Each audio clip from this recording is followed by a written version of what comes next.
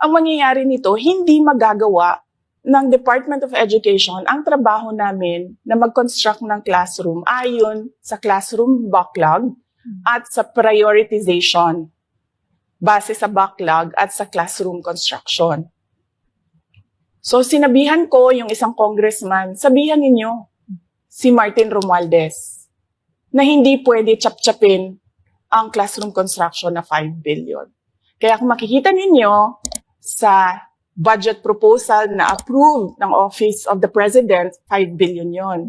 Pero nung lumabas yung GAA o yung budget approved noong 2023, naging 15 billion siya.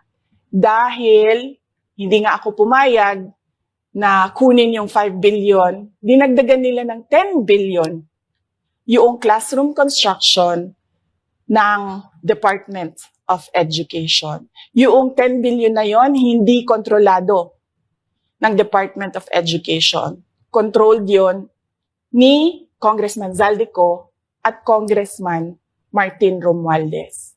Hindi ko na kailangan ng corroborative witness dito.